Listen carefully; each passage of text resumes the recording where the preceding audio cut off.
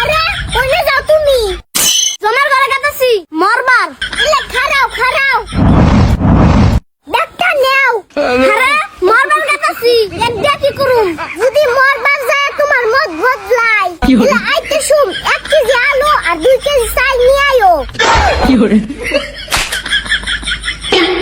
এই যে নাও, এনে 50,000 টাকা আছে। যত খুশি কিনা গিলা গিলা খাও। কি গো আবার কোনে যাও?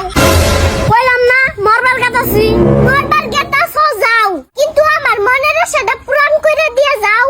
কও শোনা কও, তোমার আর কি লাগে?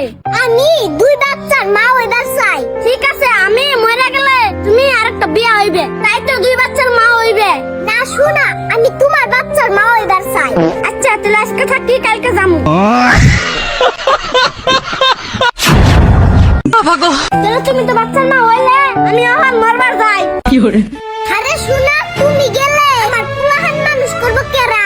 আমার নামে 5 বিঘা মাটি আছে, ওই মাটি গুলো আমার পুলাহানের নামে লেখা দিও। আরে শোনা, পুলাহান একদিন বড় হবো, আমি বুড়ি হবো। হেসুম কি পুলাহান আমারে দেখবো? হেসুম আমার কি হবো? আচ্ছা কও, আর কি দিলে তুমি খুশি হইবে? আর কিচ্ছুই দেন না গোনা, তুমি খালি আমার নগে সারা জীবন থাইকা যাও। ওকে থাকলাম, কিন্তু প্লিজ আমার নগে ঝগড়া করাটা বন্ধ করো। শোনা, সংসার মানেই তো ঝগড়া আর ভালোবাসার মিশ্রণ। তুমি এত মাইন্ড করলে তো চলবো না। আহ শোনা, ঘরে আহ।